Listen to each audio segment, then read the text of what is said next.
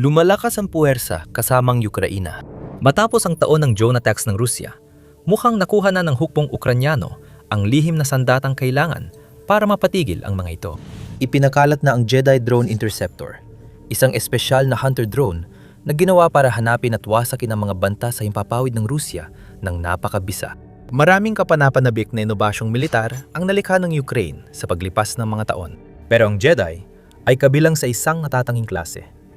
Ipinagmamalaki ang kakayahang baguhin ang takbo ng bigmaang ito magpakailanman.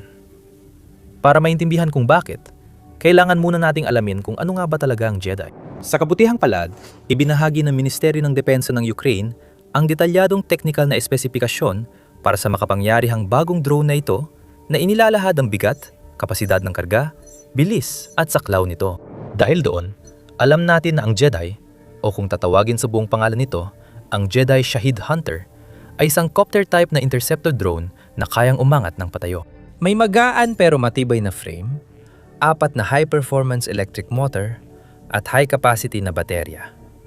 Tumatimbang ng mahigit 4 na kilo o 9 na libra, ang Jedi ay compact, magaan, pero malakas at kayang puksain ng mga kalabang drone ng madali. Kaya nito magdala ng kargang hanggang 500 gramo, mahigit 1 libra, at kayang lumipad sa taas na halos 20,000 talampakan o 6 na kilometro.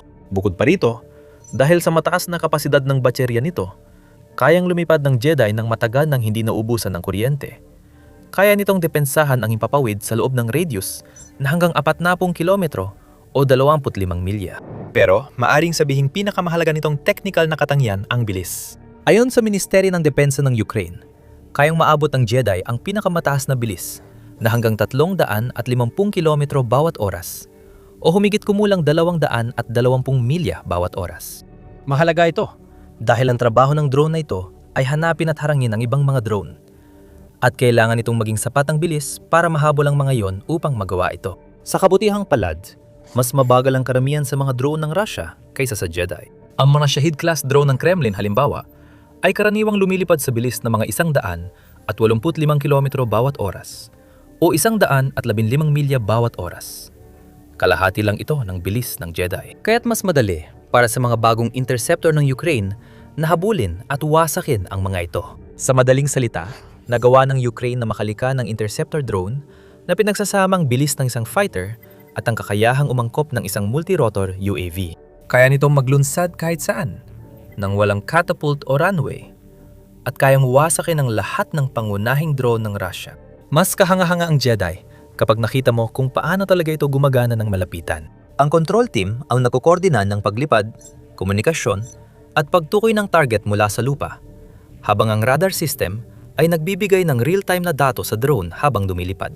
Dahil dito, automatikong natutukoy at natutunto nito ang mga target ng mabilis at mahusay. Dahil sistemang ginagabay ng radar ito, nagbibigay ito ng karagdagang opsyon sa drone crew ng Ukraine kapag may biglaan o di inaasahang pag-atake mula sa himpapawid.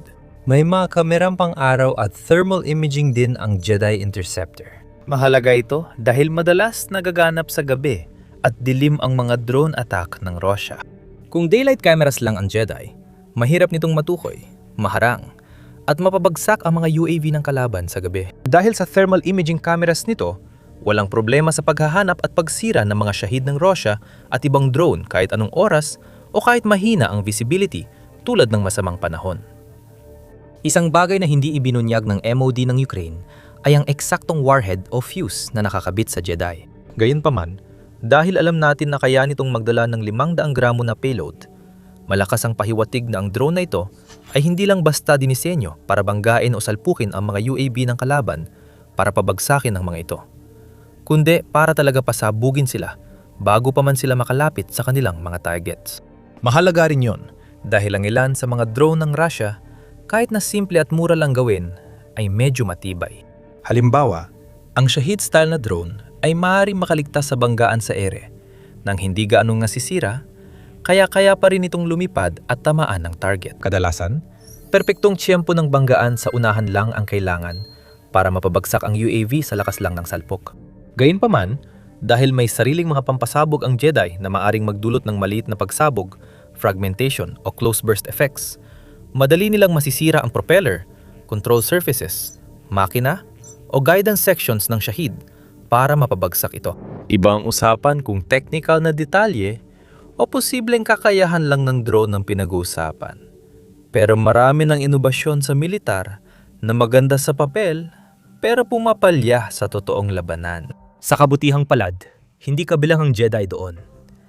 Hindi lang ito theoretical na dagdag sa arsenal ng Ukraine. Napatunayan na ito. Kinumpirma ng MOD noong Marso 2026 na ginagamit na ang Jedi para labanan at wasakin ang iba't ibang uri ng mga drone ng Russia. Kasama dito ang mga Shahid na naging gulugod ng drone army ng Kremlin sa loob ng ilang taon. Pati na rin ang iba pang strike drone gaya ng Gerin at Gerbera. Napatunayan ng Jedi ang halaga nito laban sa Zala at Supercam Reconnaissance Platform.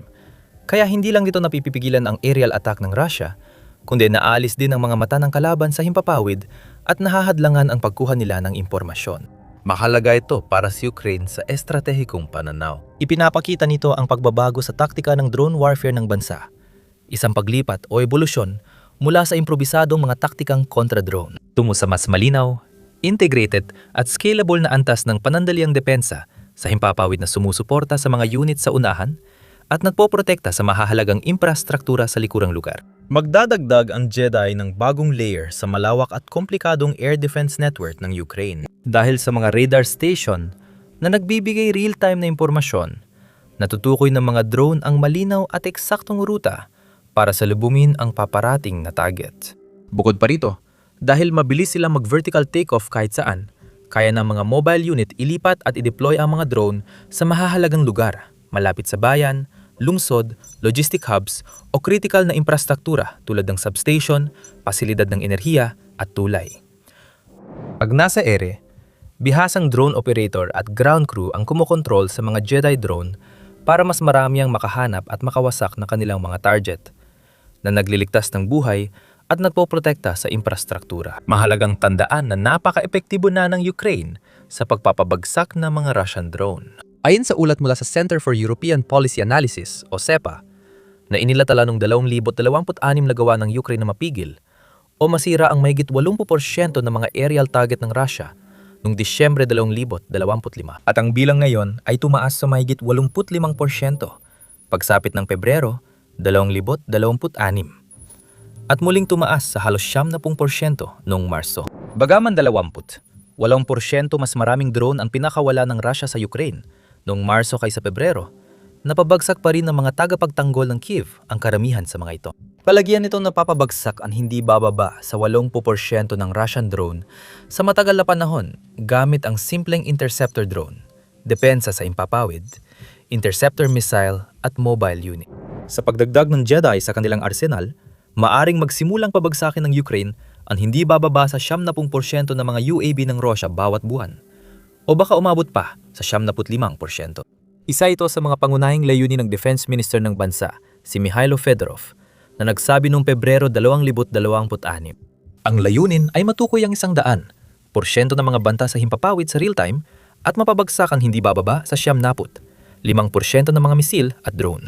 Habang nababawasan ang mga drone ng Russia at iba pang banta sa himpapawid na tumatama sa target, mas nagiging hindi epektibo at sayang ang mga pag-atake sa himpapawid ng Kremlin. Unti-unti, magagawa ng Ukraine na isara ang kalangitan at protektahan ang mga tao at infrastruktura laban sa pag-atake na magtutulak sa kalaban na baguhin ang estratehiya o umatras at aminin na hindi nila kayang manalo sa digmaan. May ilang malinaw na dahilan kung bakit maaring maging pinakamahalagang bahagi ng solusyon ang mga Jedi sa pagtamo ng mga layuning ito.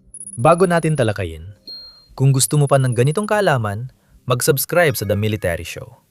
Linggo-linggo kaming nagbibigay ng paliwanag. Matagal lang naghahanda ang Ukraine at may plano ng magdisenyo, bumuo, at isama ang interceptor drone sa kanilang air defense network. Bakit? Alam nila ang kahalagahan ng mga ganitong kagamitan. Sa digmaan na dominado ng mga drone at airstrikes, imbes na tradisyonal na opensiba, gamit ang tangke at armored vehicles, parehong panig ay nag-aagawan ng kalamangan sa himpapawid. Gumamit ang Rusya ng dahas at lakas ekonomiya para taasan ang produksyon ng murang drone at magpadala ng mas marami at malalaking grupo laban sa Ukraine habang tumatagal ang panahon. Samantala, napilitan ng Ukraine maghanap ng kakaibang paraan laban sa lumalaking banta.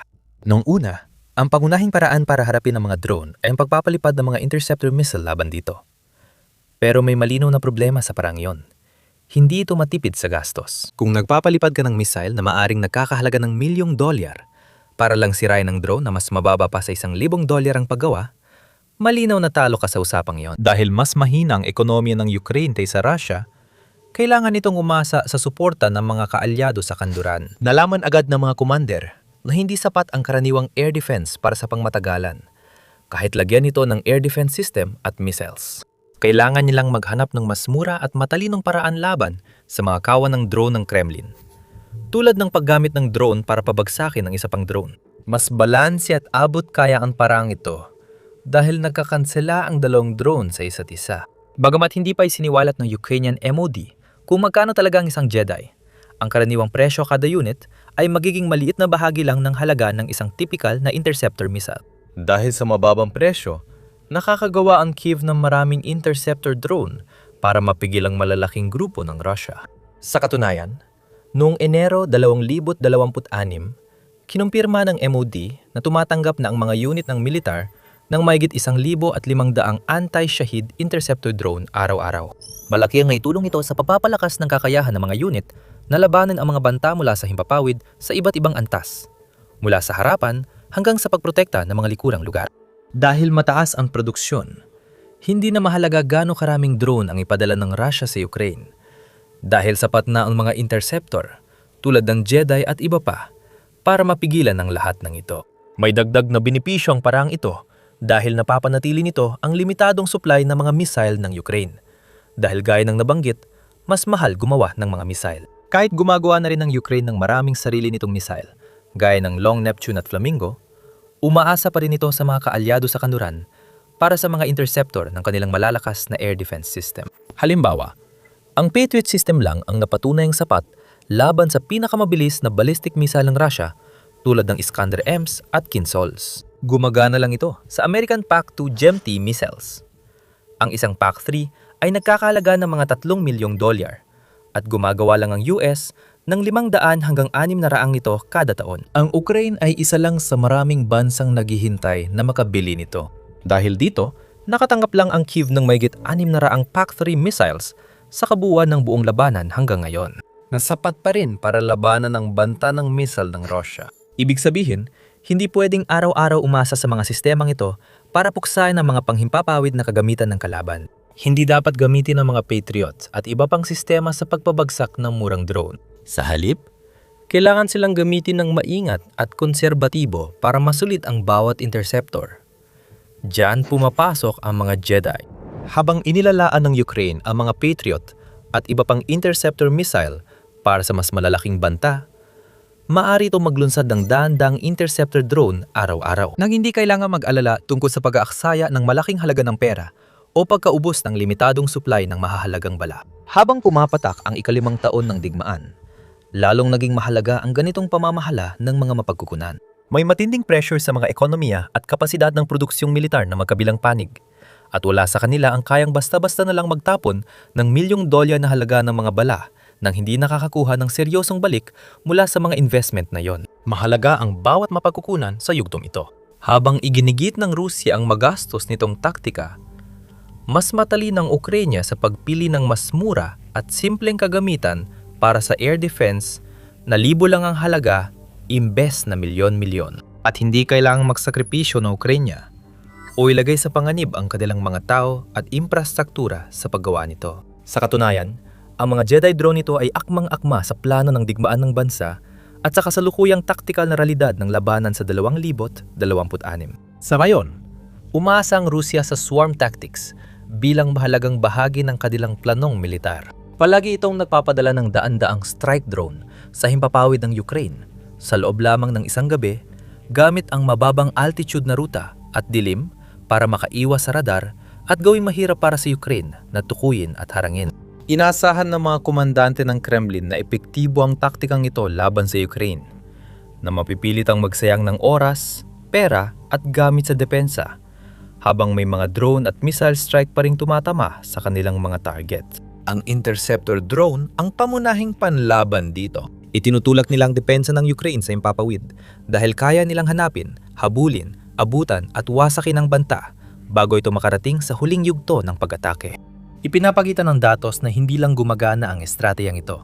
Higit pa sa inaasahan, kinumpirma ng opisyal ng Ukraine na maigit 70% ng mga napabagsak na syahid sa paligid ng Kyiv noong Pebrero 2026 ay dahil sa mga interceptor drone. Noong Abril, nag-post si Defense Minister Fedorov ng mas nakapagpapalakas loob na estadistika sa kanyang opisyal na Telegram account.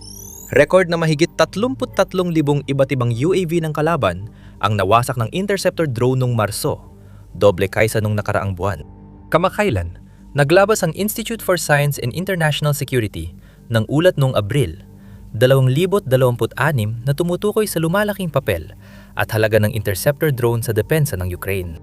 Napansin na kahit pinalalakas ng Russia ang kanilang mga pag-atake, mas kaunti sa syahid nila ang tumatama sa target. Sa kabila ng mataas na bilang ng pagpapalipad, bumaba ang tumatama dahil sa mas mahusay na pagharang gamit ang interceptor drone, mobile fire groups at layered defense system. Sa ganitong uri ng datos, hindi mahirap makita kung bakit sabik na sabik ang Ukraine na mamuhunan sa paggawa ng interceptor drone at kung paano ang mga maliliit ngunit makabuluhang dagdag na ito sa depensa ng bansa sa himpapawid ay maaring lubusang magbago ng takbo ng digmaan sa hinaharap. Malaking bentahe ng mga Jedi at katulad nilang drone ang kakayahang umangkop nila. Tulad ng nabanggit, kaya nilang pabagsakin hindi lang strike drone ng Russia gaya ng Shahid at Jerin, kundi pati reconnaissance drone gaya ng Zala at Supercam. Napakahalaga ng mga platapormang panghimpapawid sa pangangalap ng impormasyon. Bagamat hindi direktang umaatake, ang mga drone na ito ang kumukuha ng datos na kailangan ng artilleriya at ground team ng Kremlin para maging epektibo ang kanilang pag-atake. Tinitiyak nilang may alam ang Russia sa konsentrasyon ng mga tropa ng Ukraine at sa posisyon at galaw ng mga kagamitang militar sa lupa at sa himpapawid.